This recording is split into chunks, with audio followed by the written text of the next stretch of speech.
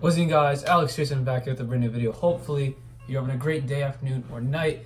If you guys are in this world, it's my first official video back, and it was just a freaking Woj bomb. Al Horford. Hold on. My guy, Al Horford. Honestly, I'm not even afraid to say this. Best overall center in the Eastern Conference. I won't say NBA, that's a stretch. My man, Al Horford, freaking said he's not coming back. He opted out of his $30.1 million play option.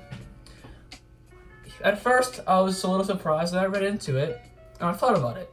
That's very smart of him because he's going to give the Boston Celtics more opportunity to sign some other free agents because, as we know, Kyrie Irving walking out the door. He's already been gone since about December. So, with that being said, Woj bomb. I'm going to read it word for word on my computer up here. Sorry if I don't look at the camera. Boston and Al Horford have discussed contract scenarios, but the golf is to the great of this. I think that's a typo by Woj. But the both sides cannot come to a deal now. League sources tell ESPN. Horford is prepared to enter the free agency to find a 3 or 4 year deal elsewhere. You know what I say about that?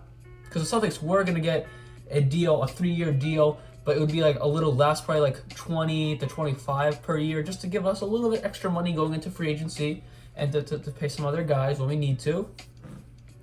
But this man decides to snake us and say, yeet, I'm going to go somewhere else. I just declined it. We talked, but he's like, I want a 4-year deal elsewhere. I thought you, Al Horford, were a true Celtic, and I thought you were going to be a lifer after you left Atlanta and signed with us. You seem like such a great guy. I'm sure you actually are a great guy. I've met you multiple times, multiple different games. You seem like such a genuine, nice guy. But when you do crap like this, I don't like you anymore. You said you were going to not take the deal, sign a lower deal to help us out. You said you wanted to stay. I thought you were going to stay. The freaking things come falling on my head. He's gone. Like, he's not gone yet, but like, why? Another tweet here from Shams. The Boston Celtics are preparing for a strong scenario that All-Stars Kyrie Irving and Al Horford. Al Horford is an All-Stars a little bit of a stretch. It's only a couple times. Will leave as free agents. Man, that really just ruined my day. Honestly, Al Horford gone. He's, like I said, the best center overall in the Eastern Conference. Offensively, he got it. He can stretch the floor, really makes defenses' heads go crazy. They don't know where he's going to be. Defensively, he can guard anybody. He locked up freaking Giannis in the playoffs. You know how hard that is? He locked him up. I mean, didn't lock him up, but when he was on him, he did fantastic. Because obviously, if he locked him up, we would have won, but that's a different story.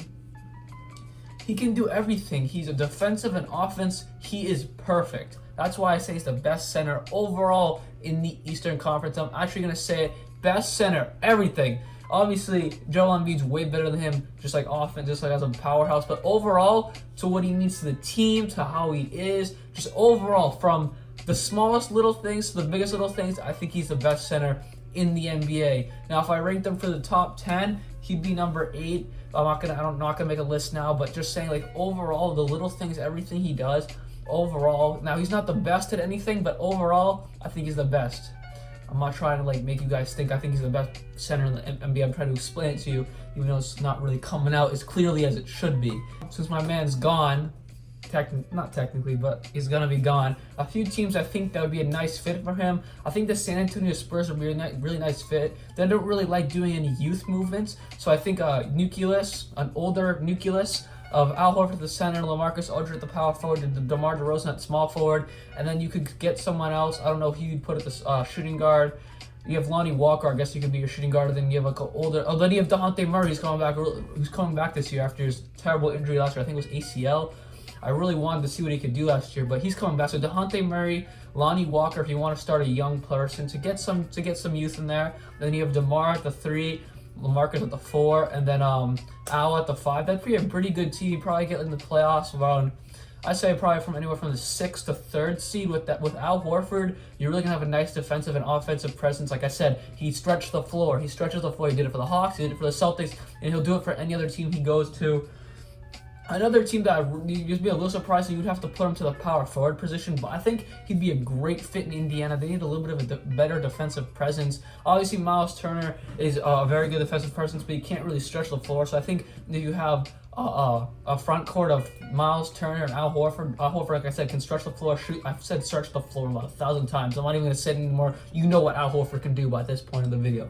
Al Horford can shoot the three. So I think front court of Miles Turner and Al Horford I think would be really good in the Victor Oladipo. Any point guard they might get. They might draft someone. They might keep Darren Collison. Whatever they do, I think that'd be a solid team. And those are the only two teams I think that he'd do really well in.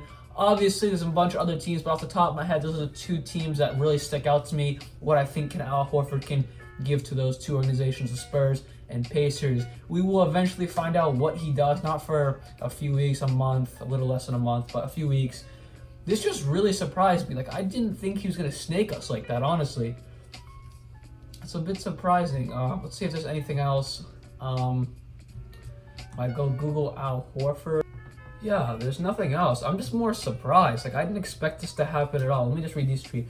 Celtics could now pivot to being a cap space team with reports that Kyrie, blah, blah, blah, Horford are gone.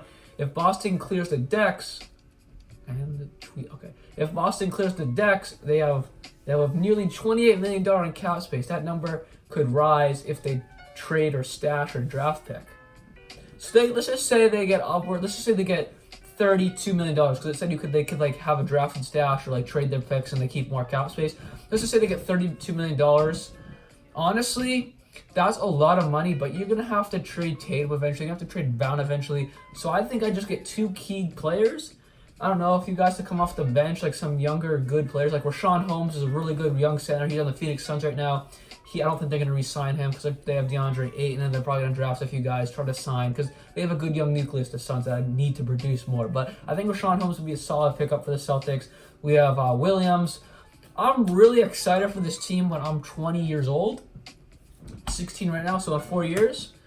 But as of right now, we kind of took a little bit of a step back. Kyrie's gone. Al Horford looks like he's gone. You never know what's real, but this seems very real since all the major news outlets are coming out with it for like sports news, like Woj, Sham. So it's definitely real. I'm just really surprised because it seemed like he was going to be a really nice guy, take a little bit of a pay cut, do a little bit of a Tom Brady thing. But it turns out he's an absolute a-hole. So anyways, hope you guys did enjoy this video. This just really bummed me out, like, honestly. Hopefully I got the information out I wanted to. It's a little bit of just like a raw reaction because it literally came out 9 minutes ago. This tweet came out by Woj and Shams. So hope you guys did enjoy this video. And like always, peace.